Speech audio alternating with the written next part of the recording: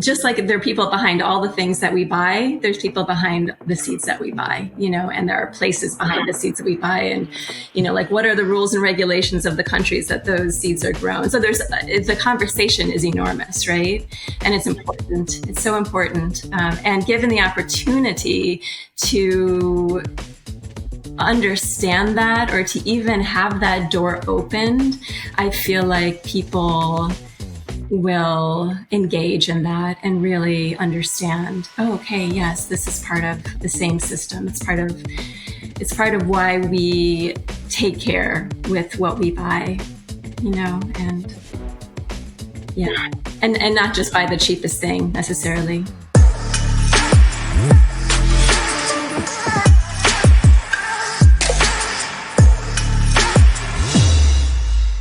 Hello, everyone. Today I'm talking with Brian Campbell and Crystine Goldberg. They own Uprising Seeds, a certified organic farm-based seed business located in Bellingham, Washington. Brian and Crystine started as fresh market growers in 2004, growing specialty produce for local restaurants, food co-ops, and farmers markets. During that time, they also started one of the country's very first food stamp-based CSA programs. Brian and Crystine launched Uprising Seeds in 2007, at first as just a small threefold catalog of primarily farm-grown seeds, and eventually they transitioned entirely to seeds as their market crop by 2011. Now in their 17th year, they maintain and sell a catalog of over 450 varieties of organic vegetable, flower, and herb seeds, growing on about 5 leased acres of cultivated space, and also working with a network of about a dozen additional seed growers around the Pacific Northwest. Uprising Seeds catalog highlights the capacity of varieties with cultural and culinary significance to create community around food and farming, and their seed work is very much rooted in social justice. Brian and Crystine, welcome to the podcast. I'm so happy to talk with the two of you today. Good morning. Thanks, Katie. Nice to talk with you too. So I always like to start at the beginning. I gave the little rundown, which is the very bare bones version of your story. But I'd love it if you can elaborate a little on how you got to where you are today. It's my understanding that neither of you grew up in farming families. So obviously there's the development of the seed company, but also how did the two of you even get into this work to begin with? Well, first of all, it's fun to talk with you about it, just since you used to live in our community when we were just getting started and have kind of seen the growth from the very beginning. But as far as background in farming, I can start with that, just that certainly didn't grow up in a farming family or have really much of a history of farming in my family, but the landscape of my childhood, I grew up in the Farmington Valley in Connecticut, which still had a lot of agricultural character to it. There were commodity crops of tobacco grown there and still a pretty rich culture of small dairies and local vegetable producers kind of woven into the landscape. And I think that still exists today. So it was definitely something that was part of my childhood landscape. And, my first job was working on a local vegetable farm at age 14. And I worked on several farms in Connecticut. So it was something that I was always around, but not something that, I inherited from a family tradition or anything. And I also didn't grow up in anywhere near a farm or a farming community. I grew up right outside of the big city of Chicago. And my parents are immigrants, and they both grew up on a land-based way, and were, I would say, shocked, that I chose to head back that direction. And for me, I've always appreciated the capacity of food to really bring people together and to really connect people together and with their land base, and really just the capacity to, again, connect. It's always been important to me, connection and relationships. And how did how did the two of you end up in Bellingham, Washington, which is very far away from your homes? I mean, did Bellingham come first or with farming? Like, I'm curious. I think that farming came first for both of us. And we, really moved from the Pacific Northwest all the way back to the Northeast of Vermont, and then all the way back to the Pacific Northwest. And honestly, we just liked Bellingham. There's really no other bigger story. It was a place that I know I had seen on my way back down from Alaska at one point in my life, and we decided to explore. And we both really fell in love with it. And that was a long time ago now. So how did you get started with the farm there? It sounds like you'd both been farming previously to starting Uprising. I know, since, as you mentioned, I used to live in that area and I worked on a farm. It's a place that really supports its farmers, but it's not always a place where it's easy to get on land. True. Yeah. We fortunately walked into a situation with an existing farm in the area when we first moved here, Nick Guilford at Sunseed Farm. And he had a small vegetable business that was shifting more towards a greenhouse nursery kind of income-based business, and had some acreage that he was able to lease us to get started. And since then, we're on probably our fourth or fifth primary kind of location as like a home farm. The nature of seed work is a little bit to be kind of decentralized, or there's a benefit to being decentralized, just because pollination isolation is something that, if we have multiple sites, we're able to grow multiples of varieties that we couldn't grow together in the same season in the same place. So over the course of our business, we've had a lot of small kind of satellite sites, but the site we're on now is, I think, our fourth sort of primary home farm, over the last 20 years. So bounced around a bit, all within, Whatcom County, which is the northwestmost county of Washington, where Bellingham is. But different locations over the years. Mm-hmm. And you were on a different piece then, it sounds like, when you started the market farm. What was the evolution from being a market farm to seed growers and running a seed company? I mean, what was the thought process there? Was it kind of trying different things and seeing what really felt right as growers, or testing out the market? Well, I know that there were a lot of different variables in that, Katie. One of the variables was just that there was, at the time and still today, a worry about the consolidation of seed ownership amongst a very few, companies. And so we wanted to create an alternative to that and really create a model based on the idea of holding seed in the commons. That felt really important to us, in which seed is thought of something that is held collectively, or you can think of it, which I like to think of it, as really borrowed from our children. And then we also really felt excited about a local and regionally adapted seed business. And also, I personally felt really excited about, after years and years of doing the farmers market and providing the actual finished, chard or kale or whatever, was that people were excited to buy. I felt really excited about people sowing their own seeds and just experiencing that aspect of what it means, to have that connection with the land and really have that more full circle. Yeah, and I think as produce farmers, we always really,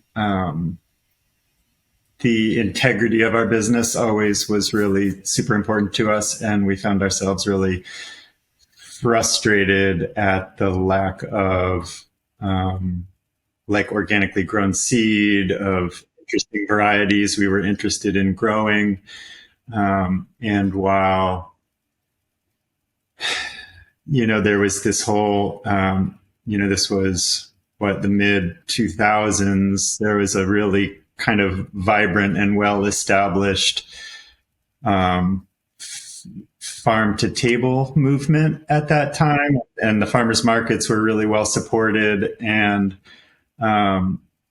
we kind of wondered where the seed equivalent of that was and why wasn't there a big push towards creating these relationships of local seed economies. And at the time, there was Abundant Life, which I think as time goes by, I kind of realize how sort of radical a notion that seed business was when it was still running, which was, I think, up until the late 2000s, maybe early 2000s. Frank Morton down at Wild Garden Seed, what him and Karen were doing with Wild Garden Seed. And there were, all these pieces in our community.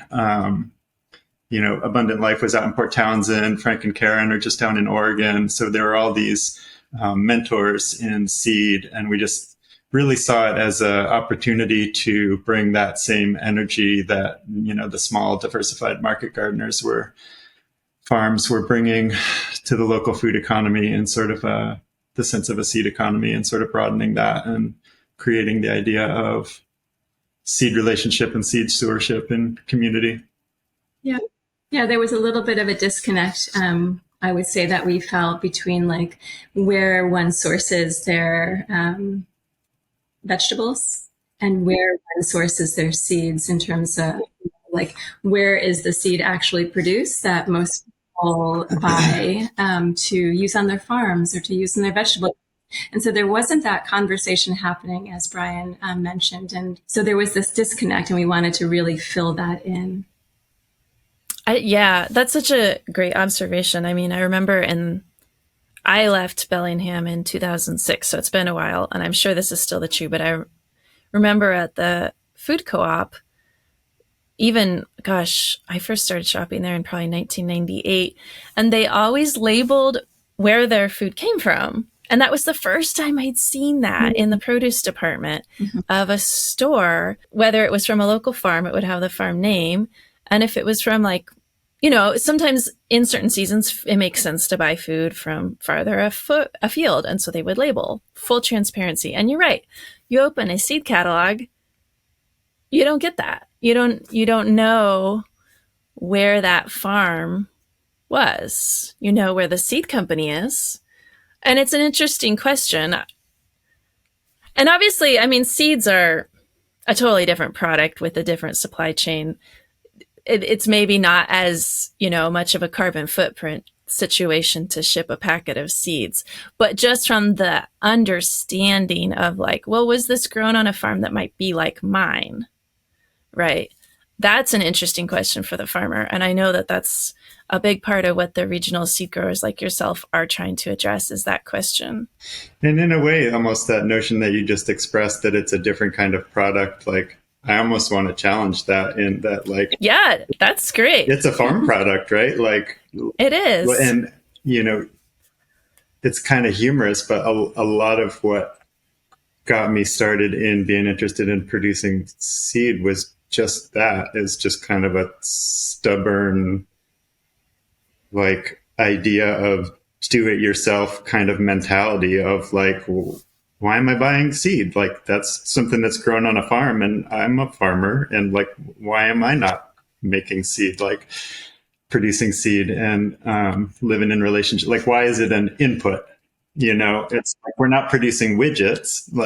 These are things that we're living in relationship with. And obviously it's not practical to expect that farmers are going to produce all their seeds, but why aren't we incorporating that into our ideas of thinking about, I hate the phrase food systems and that it sounds so sterile, but our food communities, why aren't we considering that as a component of that instead of an input from somewhere else? Right. It's not equivalent to buying row cover. It's alive. I mean, seeds are alive.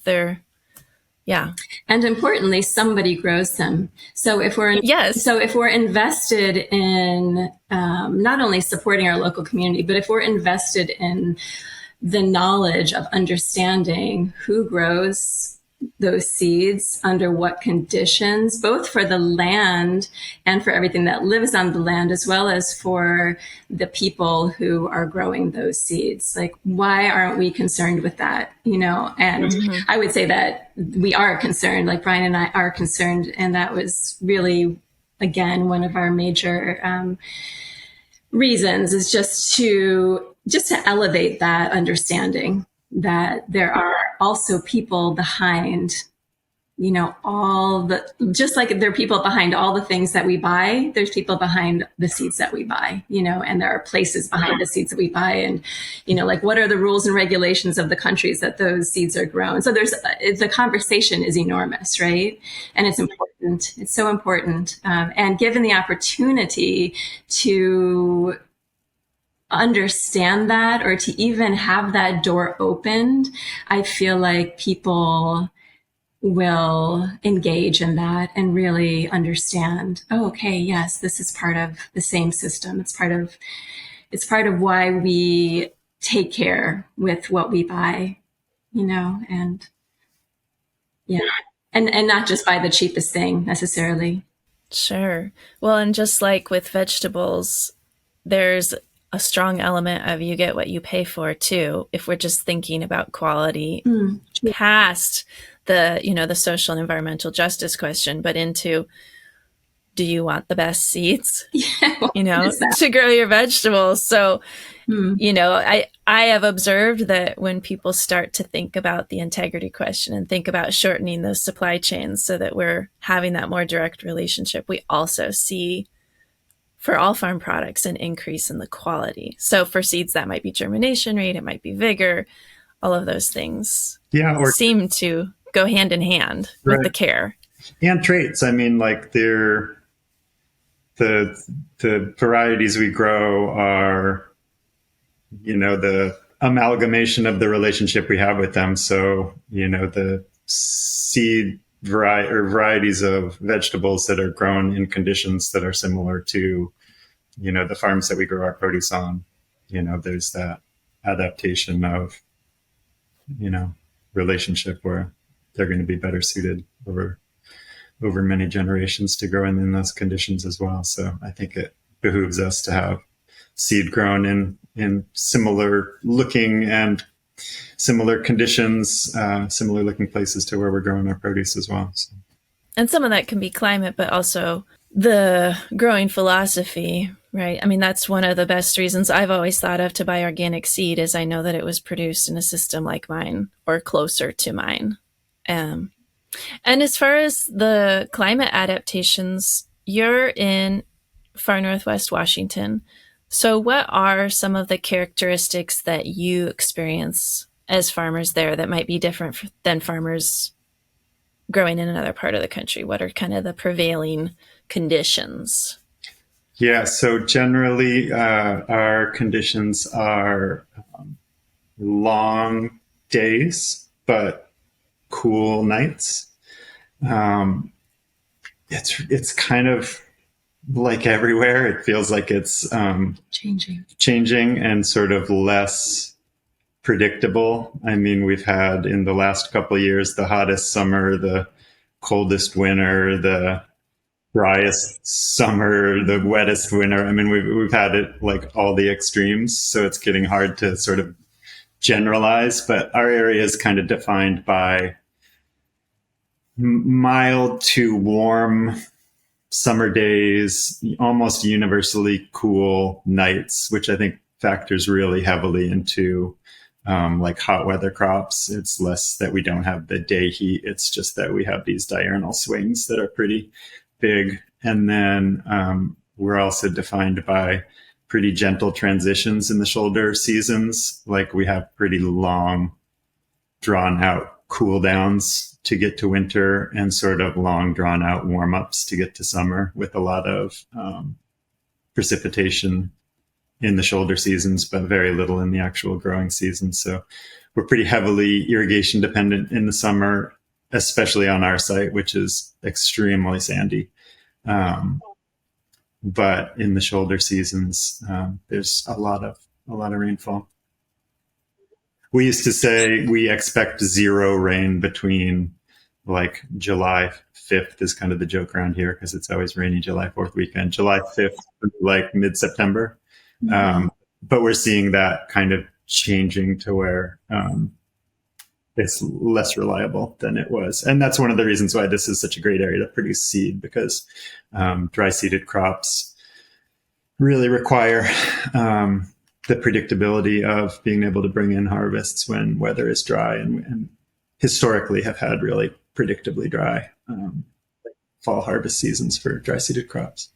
Right. I mean, the region you're in is obviously a great one to grow regionally adapted varieties. But for people who don't know, this band of kind of Western Washington and Northwest Oregon is one of the biggest seed producers in general in the country because of those weather conditions that Brian just described. So even big seed companies have giant fields of broccoli seeds and all kinds of things growing in our region because of that. Definitely globally significant, for sure. Like all the biggest seed corporations have offices, primarily in Skagit Valley, which is the valley south of us, but yeah, all in our area, for sure. Yeah, and then the valley where I live, the Willamette Valley, also has a lot of those outposts of those big seed companies too, growing different stuff. So what does Uprising Seeds look like today? I know you have a beautiful catalog with a lot of offerings, but I know you've also developed a lot of business around seed racks. Is that right? Or how are people buying your seeds these days? It seems like for the most part, it's web-based, really. I mean, for a while, we've never done any advertising. We always wanted to grow at the rate that we wanted to grow at. We never wanted to be pushed into, being huge or pushed into anything before we were ready for that step. It was really our integrity around how we ran our business and how we grew seeds, and the relationships that we had was always of the utmost importance. And so, yeah, our seed racks for a while, I would say, were our advertisement. And we don't have so much of a push for that anymore. I don't even know how many seed racks we have at this point. But we're really, regardless of how many we have always focused on the Pacific Northwest. And so, I mean, even in saying that, all of our seed racks are in Oregon and Washington, with the majority of them being in Washington. So I would say that the majority of our sales anyways are web-based sales now. Yeah, and just size-wise, we grow on about 5 acres in production. We probably produce close to, I would say at this point, maybe 75% of the seeds we sell in our catalog at our farm.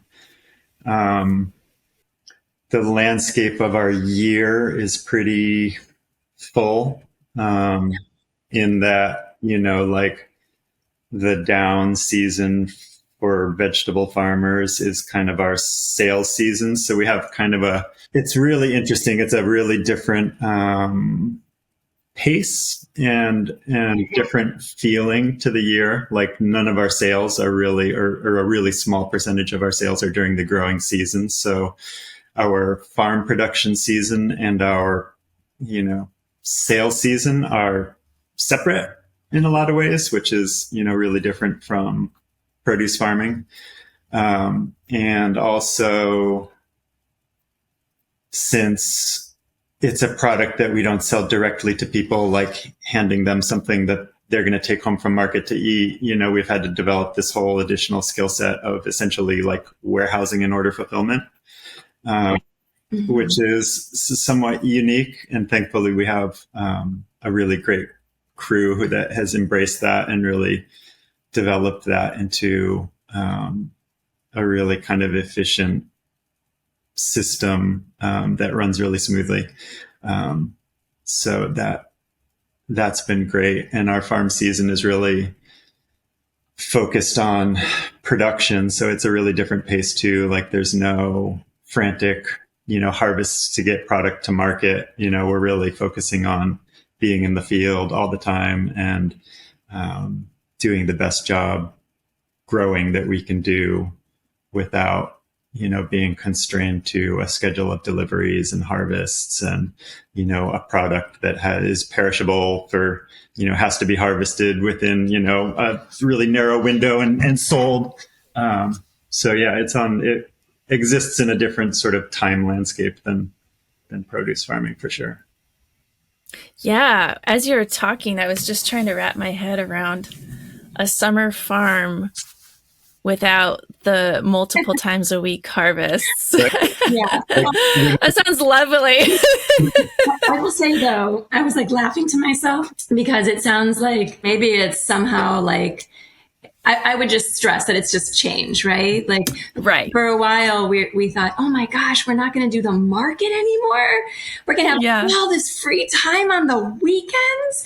And it's just funny, how it just morphed into, oh, we are now like we have year-round work, and like there isn't necessarily a down season as there was with farming. It's not better or worse. It's really what I'm trying to say. It's just a different cycle. It's a different rhythm to our lives. So definitely not skipping through the field singing tra la la all summer long. Yeah, well, this is the big secret. Nobody knows. The seed growing is the way to have stress-free farming. I'm sure that's lots of free time. You're right. I mean, we've experienced both, and there is that sense that as a produce farmer, there are times of the summer where, Monday was harvest for markets, Tuesday was harvest for CSA, Thursday was harvest for markets and restaurants, Friday was harvest for the farmers market on Saturday, and like Wednesday was for everything else. In terms of like what needed to happen to maintain the field. And now it's really nice in a way that like all those days are spent doing a really like conscious job of taking care of the plants growing without sort of this external pressure of, getting things to market and constantly turning beds over and planting succession. That's the other part I was thinking that you would cut out is so many successions of different crops. You're really just doing the one planting of each of those seed crops. And we have no weeds. I think Brian forgot to mention that. But since we have so much time, I'm joking. It was just yes. That I was well, because sometimes I feel like it sounds like we've got all this time and we can just focus on this one thing, but it's still And that's the flip side, right? Yeah. That's the flip side is that you have one shot every year to grow a successful crop. And, our shortest duration crop is in the ground probably 100 days, like radishes are a 100-day crop to us, not a 21-day crop. So like there's waves of weeds that happen in that lifespan. So we're essentially full-time weeders. In the summer. And then some of your crops you're overwintering before you get the seeds, right? So there's a lot of time for even winter weeds to come up around those. Yeah. So much time. Yeah, totally. So, that's probably our biggest cultivation challenge is just, that everything is so long standing in the field. Yeah. Yeah. I hear you. We, with our CSA, it was a year-round CSA, and so we would disproportionately have a large amount of our ground in really long season crops like potatoes, winter squash, and then overwintered brassicas like overwintering cauliflower. So just not as long as seed crops, but still pretty long. Like there's a lot of time to keep it weed-free. You're like, you'd have to be very dedicated to that winter squash being weed-free, and we would have acres of that. Oh, it makes for a weedy farm. I like people I've known who have prioritized, for example, salad mix, and they're turning beds over, every month and a half. It's a different landscape. Yeah. I know that you're very intentional about variety selection. What are some of the things that excite you, that you're drawn to, that you're trying to build a selection of for your seed customers in that regard? Yeah. So I think that a lot of just like for a small produce farmer, you're never going to make your name, bulk growing broccoli for supermarkets, you have to find, it has to be a reflection of who you are, I think, for people to resonate with that. And you have to find your niche. And I think that for us, the catalog of varieties we sell is just kind of a reflection of what we love. We've never really felt drawn to give our customers what they want. We kind of want to give our customers what we want them to fall in love with too. So it sounds funny, but in a lot of ways, it's just a catalog of varieties that we've fallen in love with over the years, things that we love to cook with. Like maybe there's one dish we love to make with something that inspires us to grow it every year, or there's a person that it reminds us of, or that it's something that makes us laugh whenever we see it, or we love the diversity of pollinators that it brings to our field. So, there are as many stories as there are varieties that we sell, and they all kind of have claimed a part of our heart that, we've engaged them and kind of created this relationship with growing them. And I think in a lot of ways, our customers have resonated with that. And after a time of people getting to know us and our business and what we're about, I think the seed industry is kind of a business of trust. You really can't assess quality of the product holding it in your hands. Seeds look like seeds, and I think once you develop a trust with your customer base, I think people are kind of get a sense of what you're about, and are willing to take your word for things and try new things, and maybe get excited about them as well. So that's sort of what we've based it on.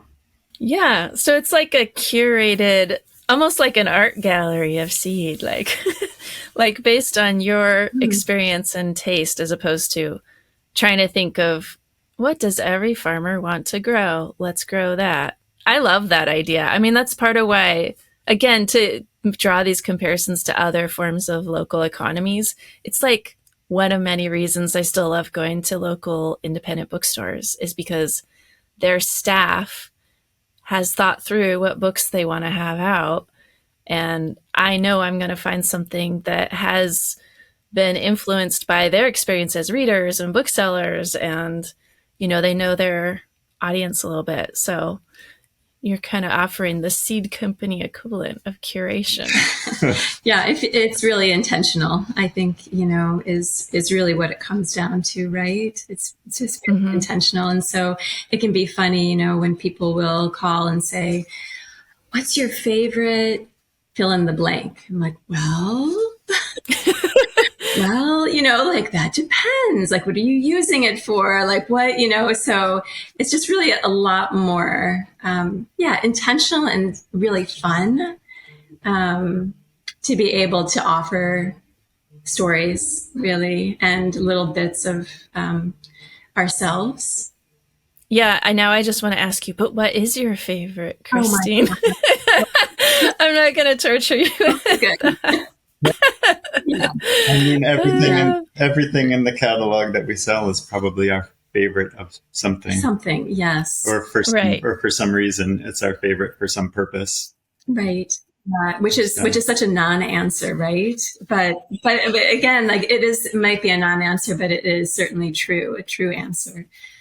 Sure. I mean, after 17 years, I imagine they don't stick around if there's not some reason that they bring your farm pleasure in growing them, eating them, selling them.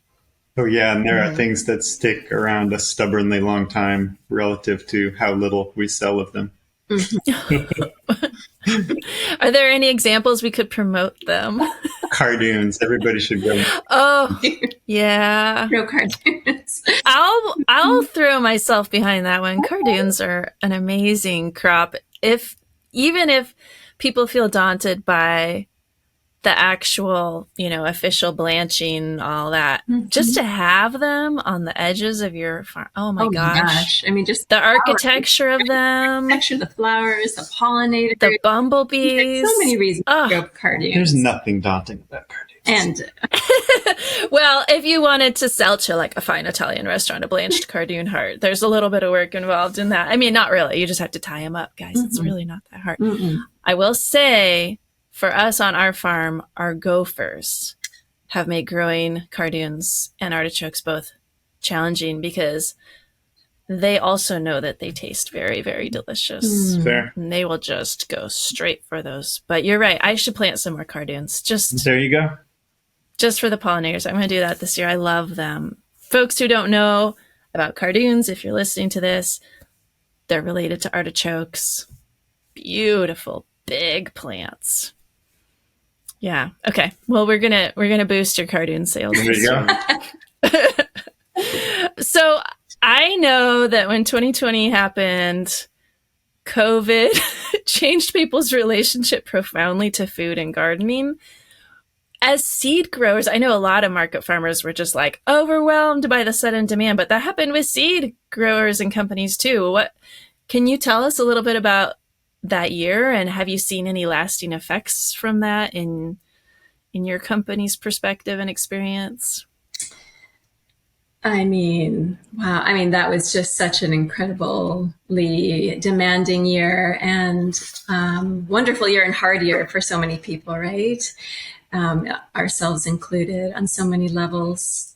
And I know that Brian's got a story. That not a story. I just wanted to start out with saying, like, what a beautiful thing, right? Like when we were culturally presented with something really like challenging, that what people turn to for comfort, like whatever you want to call it, whether it was like a prepper Y2K kind of thing and people just saw it like that, or that, people all of a sudden weren't able to live their lives as they had been and found comfort in reestablishing connection to place and to earth and to growing things. Like, it was really actually inspiring, I think, to us that was sort of what people turned to, and that, correspondingly, like, it was a huge, huge bump that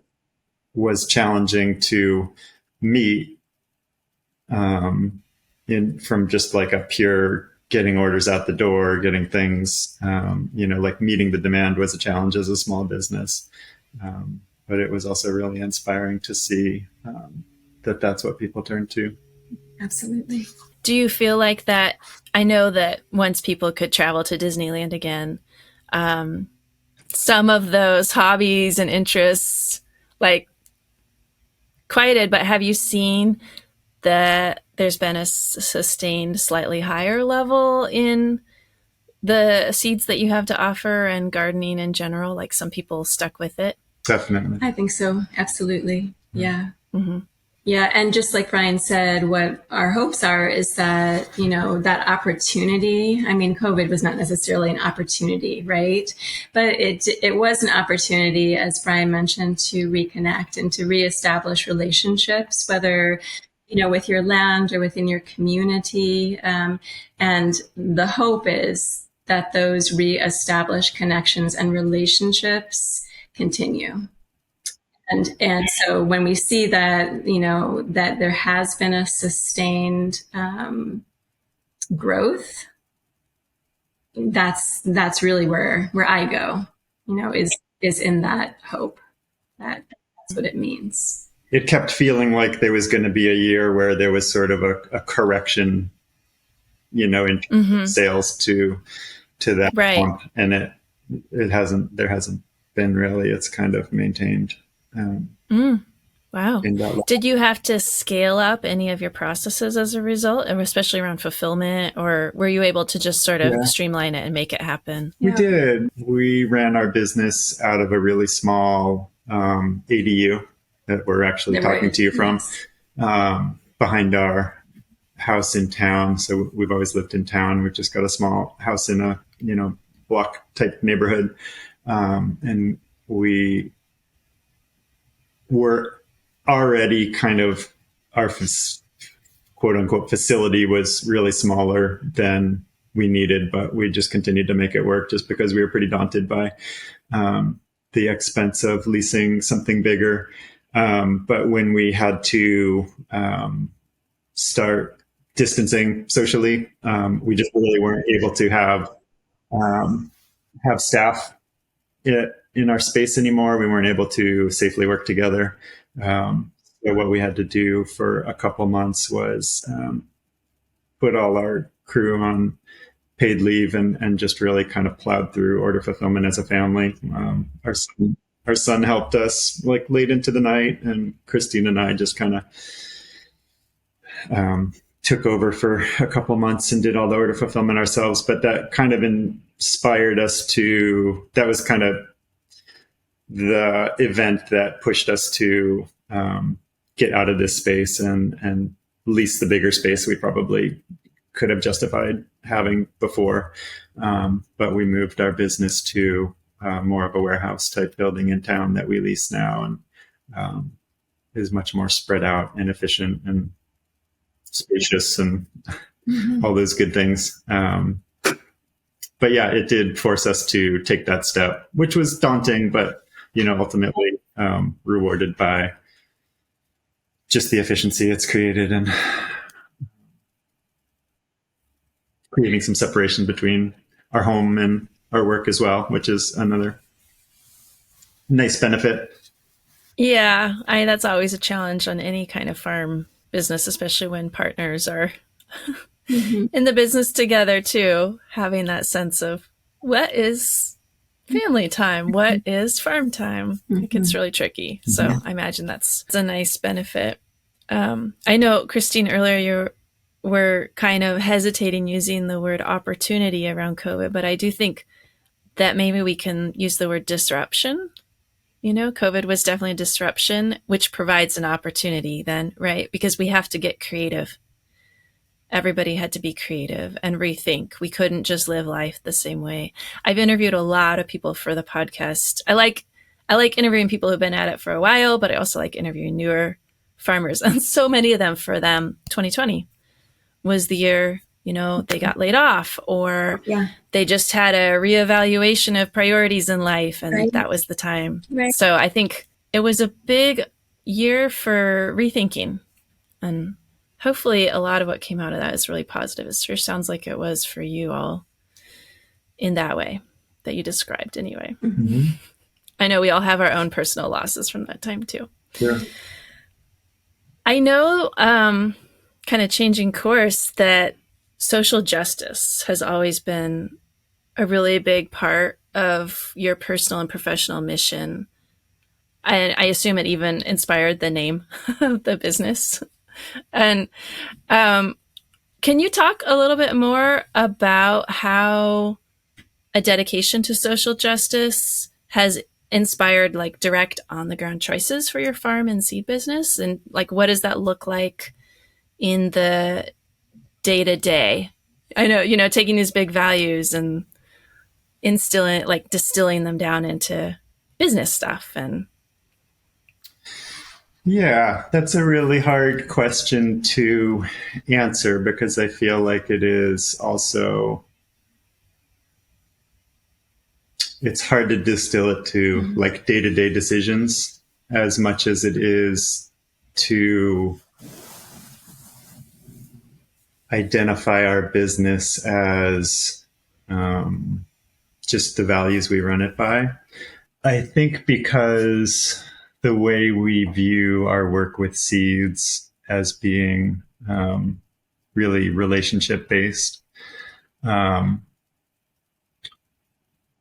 what we do is really a reflection of who we are in relationship to these seeds. And I think it's always been really important to us to have our business be really a reflection of our values as individuals and something that we bring to the forefront of our identity as a business. Like we're not, like I said earlier, we're not selling widgets.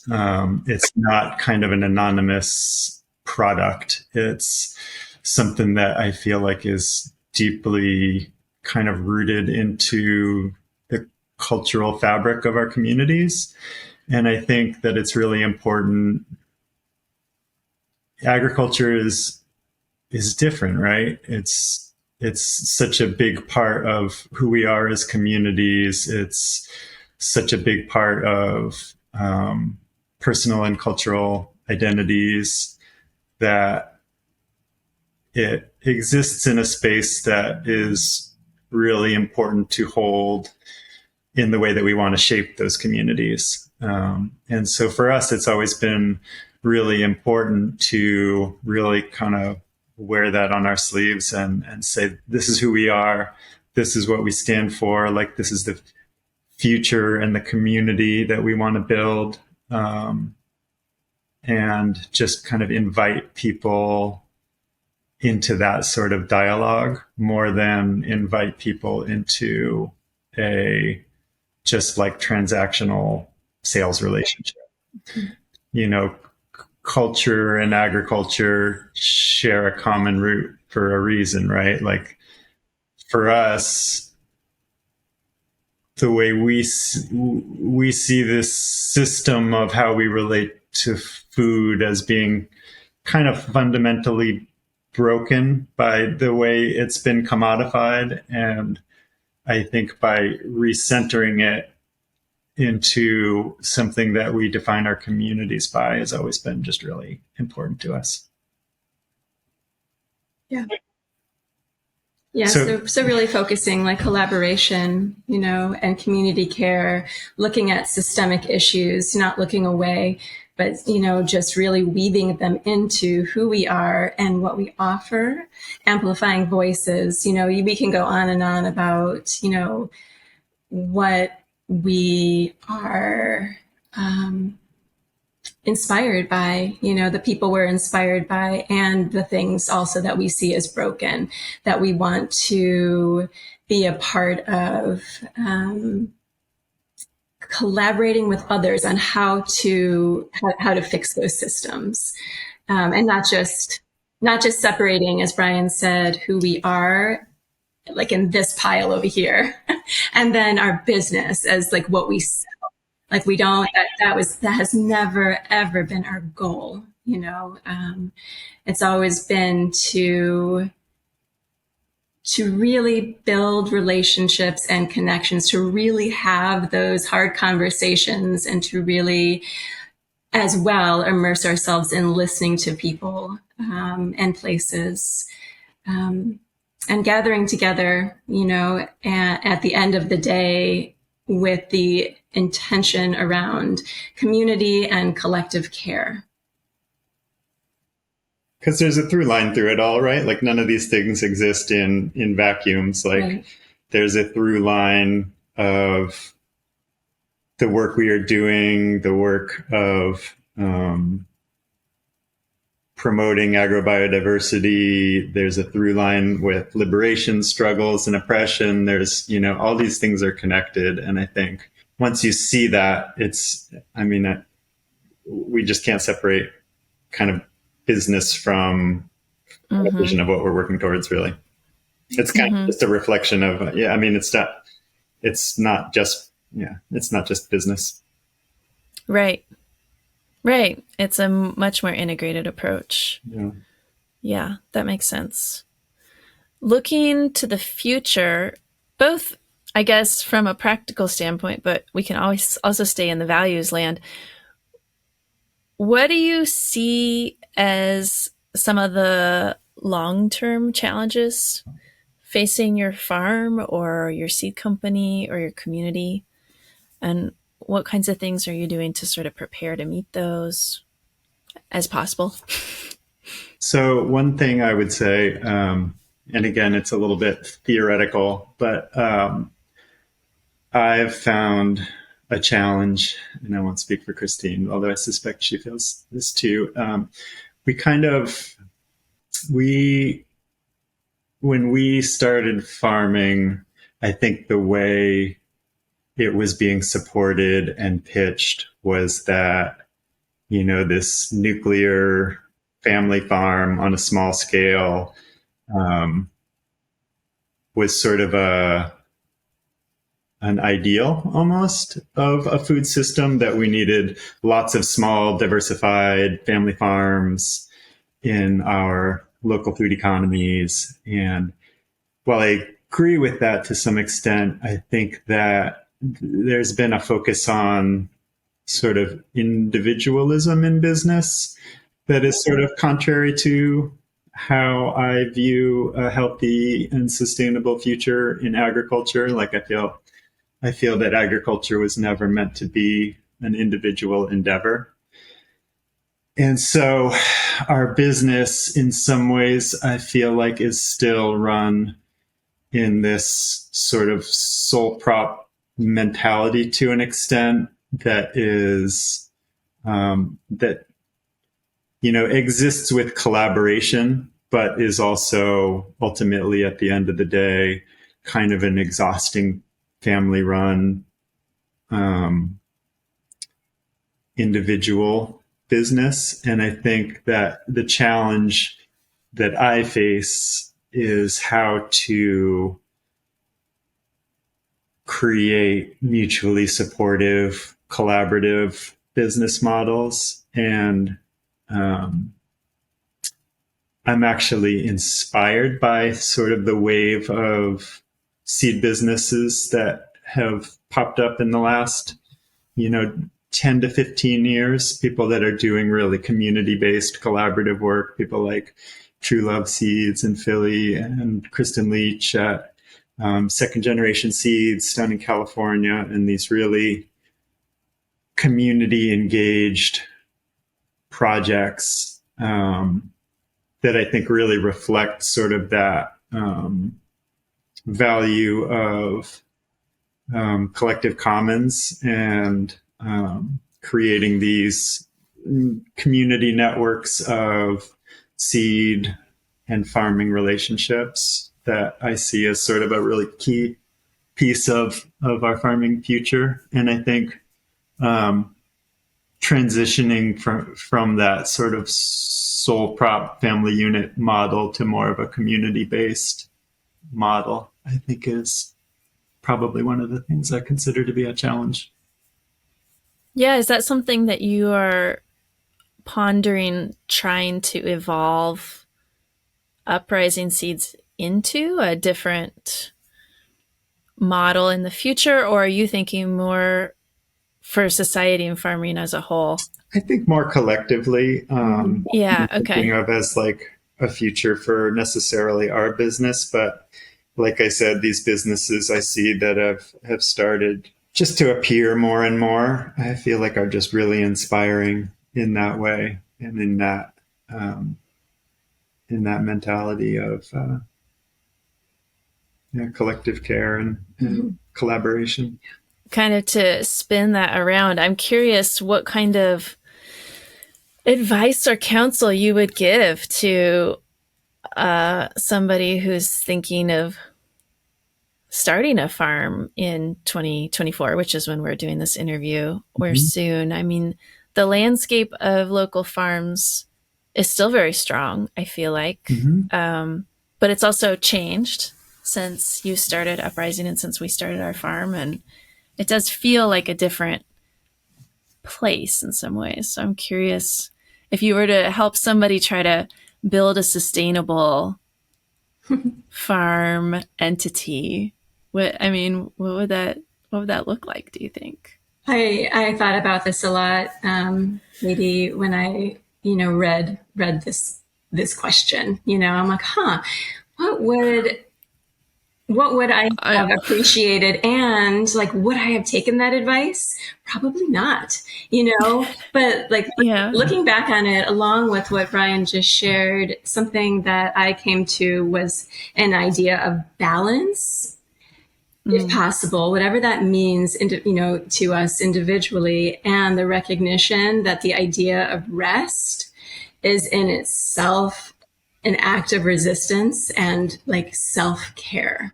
So if we can think about where this idea that we had to that all we are, that our worth comes only from what we produce, right? In like a monetary sense. If we think about like, okay, like let's look back and think about where that idea may have come from.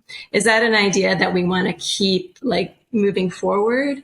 Or do we also want to include this more thoughtful understanding that within our rest comes the opportunity to create community, to be with people and share laughter and stories and sorrows and songs and grief and resistance and dreams and, all the things that we don't give ourselves time for.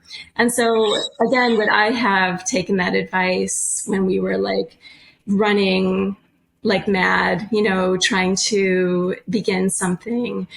No, I probably wouldn't have. But looking back, if you look at it from like even like a social justice standpoint of rest and, not only thinking about yourself as worthy only based on what you are able to produce, but worthy also because you are part of a greater community and you have, giving yourself that opportunity is my biggest advice. Really, I mean, we could talk about machinery and like scheduling and all those things as well. But that is where I would go to. Mm-hmm. Yeah, I wonder if somebody would hear that.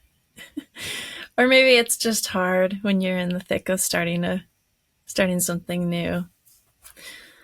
But maybe somebody could put it there and say, this is my goal, right? Maybe year 1, year 2, year 3, it's not possible, but to have it as a goal. Or just right? to have it as part of your business plan, recognizing that that it's just as important as anything else that you could produce, and may even help, with whatever your business plan is. Right. So maybe the business plan is like, okay, year 1, one market, this gross, 1 day off per week. Yes, and just being as intentional about that as as you are about how many carrots you can grow in 300-foot bed. Well, and also, I mean, I question anybody that goes into farming thinking it's like a smart business move, right? Who thinks like, I know what I can do that's really profitable. I'm going to start a farm. That path has been like tread, right? Like we know that the way we approach work in this economy is kind of like a square peg into agriculture's round hole. And I think to make it work, you both need to reevaluate what success means. And that doesn't mean like sacrificing that you can support yourself farming. Like I think we need to obviously like support ourselves farming, but I think it also requires kind of thinking outside that box of, like capitalist mentality of inputs and products. And, it requires just creative solutions. And I think on a community scale, like you can't solve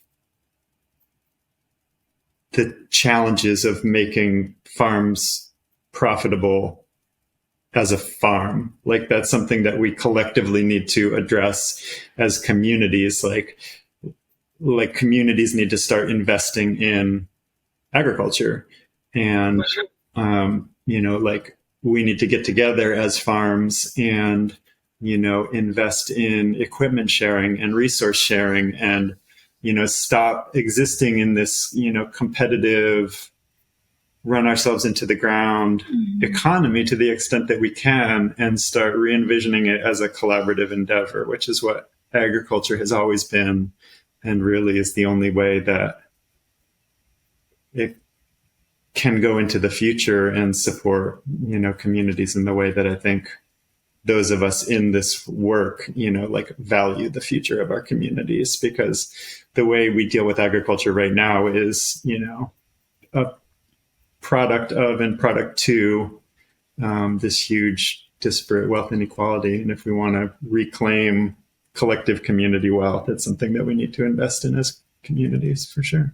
Yeah, I wish there was a roadmap for getting there, but maybe it starts with people deciding they value that. And then starting to get creative. Yeah. I have really appreciated how philosophical this conversation has been. I hope our audience gets a lot out of that too, because I sure do. But I also, I think, like you said, Brian, there is, for many of us, also even a kind of a satisfying side of running a business. But it is, yeah, you put it well. It's not. If your goal is to make the most profit, maybe farming isn't, the most obvious place to start. So clearly, I feel like anybody who's listening to this, thinking about farming, is inspired to do it by values or some other passion or philosophical understanding of what their work means in the world. But before we end the interview, I am curious if you have any also really practical tips you want to share, because you've been farming a long time. And I also think it's very cool that even though you run this very successful seed company, you are still very much farming. Like that is the work you're doing in the summers. So I always do like to ask our guests if they have any favorite choices or things they've done on a farm. You've been at it so long, you probably have many. This is kind of like back at Farmer to Farmer when we talk about our ahas and Right. uh-ohs, right? But maybe in recent history, is there, I don't know, a tool that blew your mind or a new routine? I don't know. I think tools in general kind of blow my mind, and we've been really reluctant to, I think we've been really slow to invest in labor saving tools. And we've really been cautious with extending ourselves into capital of capital investments and possibly a regret, but also something I really value now is just having mechanized some parts of our production.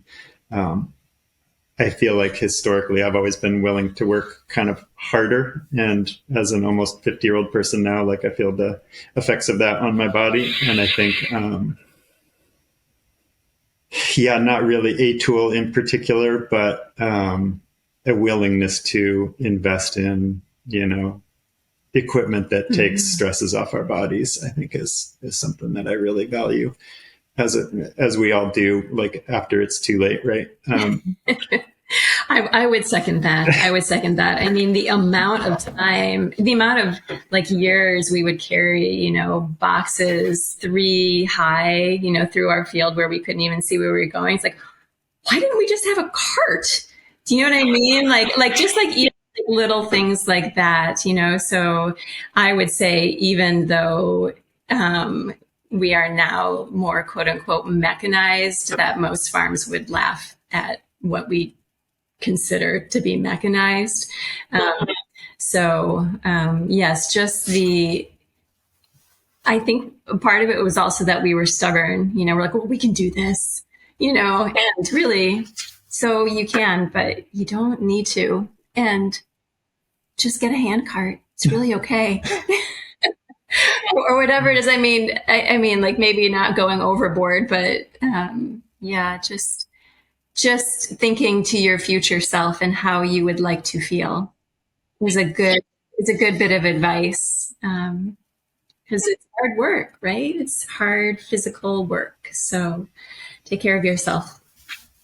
Mm-hmm. Oh, and wear sunscreen. Yes. Sunscreen and long shirts. Oh my gosh. Please. Yeah. Really. I mean, those are like really simple things, right? But really so important. 30 years later, so please. Yeah, I agree with that one. I wrote an article for Growing for Market a couple of years about skincare for the farmer because my husband had a malignant melanoma show up on his neck in 7 years into farming. Mm-hmm. It may also have been related to all those years of surfing. Yeah. But it certainly raised our consciousness of the fact that there's a lot of forces out there in the field and the sun is a fierce one. You watch like plastic seedling trays that get left at the edge of a field for a couple of years disintegrate and you think, wow, that's like the same force that's hitting my skin all day. Mm-hmm. Take care of it. Just cover it up. Mm-hmm. Let your shirt wear out instead of your skin. Yes. Everybody listen to Crystine. Yes. Don't be the farmer tan is not worth it at all. Nope. Okay. Anything else you want to share with our audience? I appreciate everything you have shared already. I think we've said most things. Yeah. Spring is coming. That's what I have to share. Yes. We're doing this interview late January, so spring is right around the corner. And speaking of spring and the things people do in spring, like buy seeds, how can people find you and the seed company if they want to learn more? What are the best places to find you, like on the internet? We are on Instagram and we have a website. So uprisingorganics.com. Mm-hmm. And those are the two best places, unless you want to call. We'll just send them to the website. And then folks, you can send an email or reach out that way. Yeah. I like talking to people too, though, so it is okay. Yeah, it is nice. Old-fashioned phone calls are still fun sometimes. We do still have one of those at the warehouse. So. Ooh, a landline? We do. Wow. We have a landline. I know. Should we get rid of that? Do you have a fax machine to go with your landline? Do not. No. Okay. I could fax my seed order. No, you can't actually. We don't take that. Oh, shoot. Okay. No seed orders on the phone, or like they have to be on their website. Yeah. Okay. We nixed that years ago. That's a lot of time. Mm-hmm. Well, thank you, Crystine and Brian, so much. It was such a pleasure to hear your thoughts about your seed company and all your years of farming and your thoughts on it. And I hope you have a great season. Thanks so much, Katie. Thank you, Katie. Appreciate it.